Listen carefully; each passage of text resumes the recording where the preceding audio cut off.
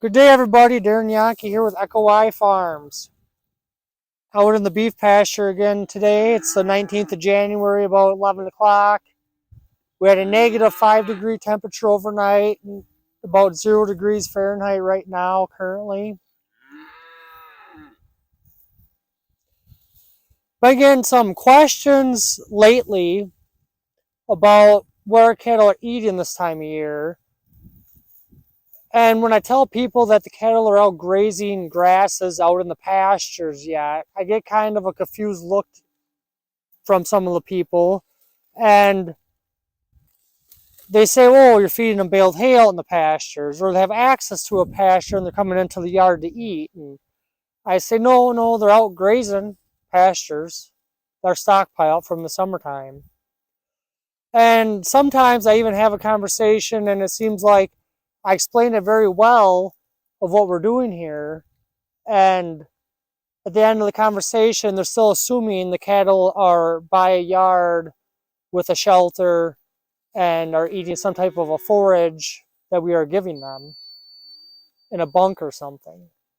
And no, that's not the case. We are out here just grazing away. There's about 70 head in here with the calves on them yet as well. So right now that group down there, a few of those are heading over to their watering point. They have about a 3,500 foot walk from where I'm standing to get to the water. So throughout the day they come and go to that water point. So this is where their newest grass is. This is the freshest paddock that we have gave them, is up where I'm standing here. So some of this paddock here, they just came into at 11 o'clock is when the fence opened up for them. So these guys are getting the freshest eating.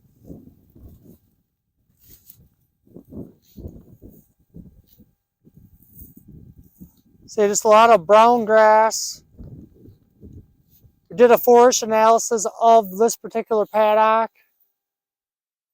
and it's about 7.5%, 8% crude protein.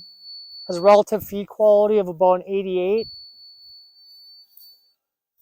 Well, this pasture is a lot of grass, and it's originally a lot of orchard grass out here originally. And we haven't grazed this pasture where I'm standing for about 17 months at this point.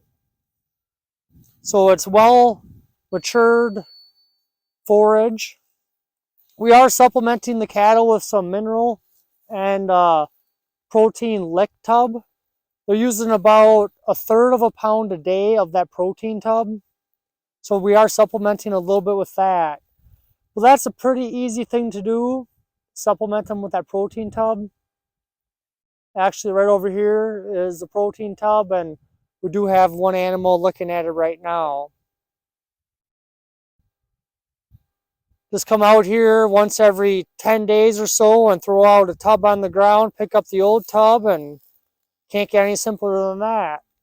So when I'm talking to these folks about, we're grazing cattle out in January yet, January 19th here, with the calves on the cows yet. And one of the things I got to keep pointing out to them is, our chore is pretty easy this time of year. We have Quebec winter water cups, so they have to get the ice broke on them in the morning. So like this time of year when it's 0 degrees out, we got to come back and break a couple inches of ice off the cup in the morning. It's just a 15-gallon water cup, and then it's open for the rest of the day. So we break the ice off the water cup. We come over to the cattle where they're at, look through the cattle herd, see how they're all doing. And then we'll replenish their minerals and things like that. We'll go back to the farm, and pretty well with the virtual fence system, everything's done on the computer for moving the cattle from paddock to paddock. So that's relatively simple nowadays. We ain't got to put up any fences or anything like that. So that's a cattle chore for the day, folks. It's just breaking ice in the morning, checking on the cattle, feeding a little mineral, going back to the computer and set up new paddocks for the day or for the next day, and click a few buttons and the fences move by themselves. So can't get much easier than that. And the cattle are happy out here. content cattle. Here the calves are ahead of the cows out here grazing. We have our cows, we got calves. We have another group of cattle that we got besides this group, and they got some feeder cattle and things like that out grazing as well this time of year. That's why we calve in May and June, to allow ample time for the cattle to get a little extra weight put on them before calving season. But our goal is to graze 330 to 365 days a year. This year we are going to be feeding hay here by the end of January, because I do want to save enough forage to graze for the month of April. So I kind of want to feed hay for 2 months this winter and then go back to grazing in early April. Because during the mud season, I would prefer the cattle to be out grazing than to be feeding them baled hay. And when I mean feeding them baled hay, the cattle are out here. We'll probably actually bring the hay out to this paddock that we're standing in even. And we'll be unrolling the hay on the ground in long windrows. But yeah, the cattle don't need shade, or don't need shelter, right? We're down here in a valley. We're protected from the wind. They don't need to be in a shed or anything like that. A healthy animal is, in my opinion, one that's outside in the elements. The worst thing you can have for cattle are the cattle that can go in and out of sheds. So if they go in and out of a shed during the day, they're going to get warmed up in the shed, then they got to go back outside and get cold again. But here, if the cattle are just outside or just in the shed, I'm not opposed to having cattle in a shed. I'm just saying that they're going in and out of sheds all winter. You could tend to get sicker cattle because they're in different environments. You know, you're in a warm environment in the shed, or you go outside again and then you get cold. And the cattle here are getting some big mouths full of feed. They all look pretty happy, right?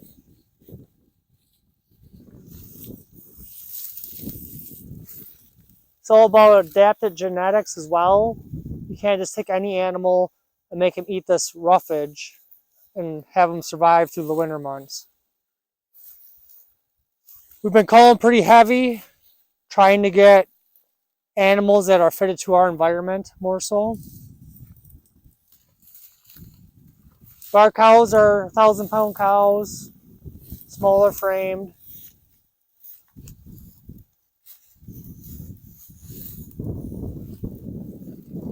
Really tame, calm demeanors on them.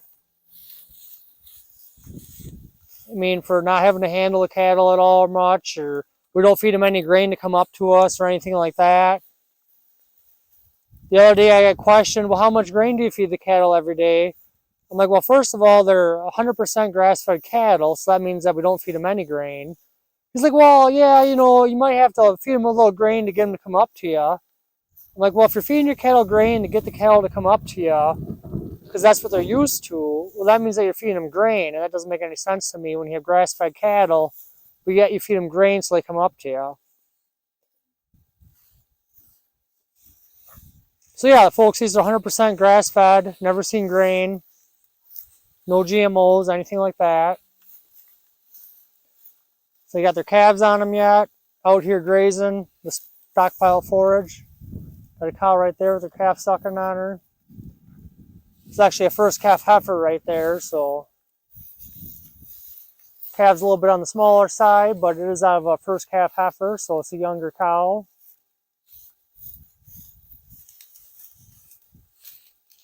Doing fairly well out here.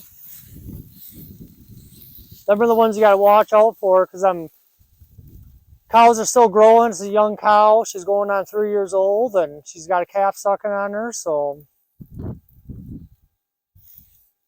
gotta make sure them are the ones that stay in good condition all winter long.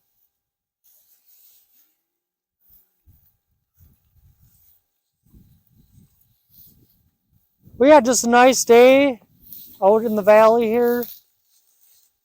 Wind's starting to pick up a little bit, but overall, I better have more days like this.